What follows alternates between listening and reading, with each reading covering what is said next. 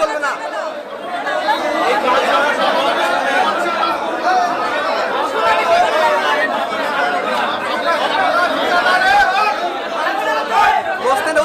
হবে না।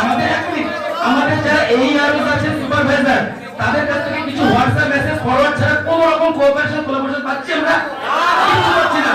কোনো কোঅপারেশন পাচ্ছি না, তাহলে কি করে হবে তার কাজটা? কোনো গাইডেন্স পাচ্ছি না। এবার বলতে পারেন টুজিপি কোন কোন বিএলও সাহেব আছেন একটু হাত তুলবেন। করিমপুর টুজিপি বিএলও সাহেব কে আছেন এখানে? পাচ্ছেন কোঅপারেশন পাচ্ছেন আমার কাছ থেকে কিছু? আরে আপনারা পাচ্ছেন আপনারা?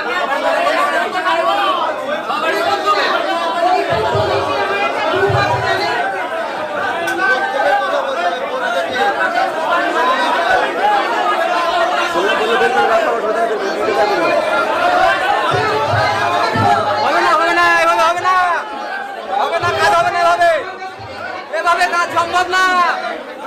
আমরা মানুষ, আমরা মানুষ, আমরা মানুষ, আমরা মানুষ, পশু না। আমরা মানুষ, পশু না। আমরা মানুষ, আমরা পশু না, মানুষ আমরা।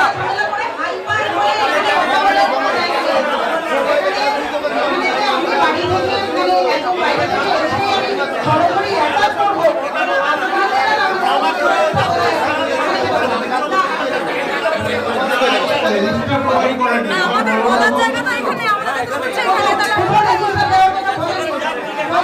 তো হচ্ছে আর কোথায় বলবো? আমার কোথায় বলবো? কে আছে?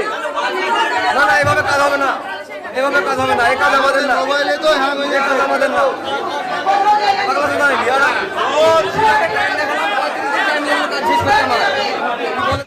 নমস্কার, আমরা ৭৭ করিমপুর বিধানসভার অন্তর্গত করিমপুর ১ ব্লকের আজকে এসআইআর সংক্রান্ত একটি ট্রেনিং ছিল। এখানে এসে আমরা যে চূড়ান্ত অসহযোগিতা এবং অমানবিকতার যে নিদর্শন পেলাম, আমরা ট্রেনিং বয়কট করলাম এবং এই বিষয়ে আমাদের কিছু বক্তব্য আছে। প্রথমত, ইসিআই নোটিশ অনুযায়ী 4 November to 4 December enumeration form বিলি এবং এনুমারেশন ফর্ম সংগ্রহের জন্য বলা হয়েছিল। এবার প্রত্যেকটা বুথে যদি গড়ে 1000 ভোটার থাকে, এই কাজ এই সময়ের মধ্যে সম্পন্ন করা অসম্ভব, কারণ করিমপুর একটি প্রান্তিক জায়গা। এরকম পশ্চিমবঙ্গে অনেক প্রান্তিক জায়গা আছে। এরপরে হঠাৎ করে এনাদের মনে হলো, যারা আমাদের উপরে ইআরও আছেন, ডিও আছেন, যে অনলাইন যে এন্ট্রি অর্থাৎ ডিজিটাইজেশনের কাজটাও নাকি বিএলওদের মারফত করতে হবে।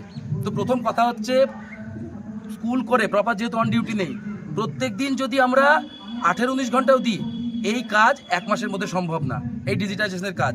দ্বিতীয় কথা, আমাদের কাছে কোনো রকম রিসোর্স নেই, আমাদের কাছে প্রপার কানেক্টিভিটি নেই। একটা ন্যাশনাল ইন্টারেস্টের কাজ যদি এইভাবে কোনো রকম প্রপার রিসোর্স ছাড়া আমাদেরকে করতে দেওয়া যায়, তাতে সামান্য ভুলচুক হলে একটা সাধারণ ভোটারের সমস্যা আসতে পারে। এতে সম্পূর্ণ দায়ভারটা বিএলওদের উপর যাবে। তাহলে এতে আমাদের কি হচ্ছে, নিজস্ব ব্যক্তিগত জীবনের আমাদের একটা রিস্ক থেকে যাচ্ছে এবং তার সাথে সাথে যে ন্যাশনাল ইন্টারেস্টে যে কাজ একটা একজন ভোটারের তথ্য, সেটাও বিকৃতি হওয়ার সম্ভাবনা থাকছে।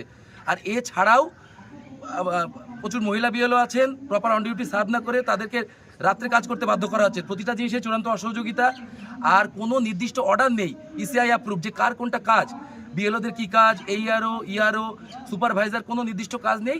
মানে সম্পূর্ণ এসআইআর প্রক্রিয়াটাই মনে হচ্ছে বিএলওদের দায়বদ্ধতা। এই পদ্ধতিতে আমরা নিজেদের শারীরিক, মানসিক বিভিন্ন সমস্যার সম্মুখীন হচ্ছি এবং এটাও মনে হচ্ছে যে এসআইআর প্রক্রিয়াটাই বিঘ্ন হবে। এভাবে হতে পারে না।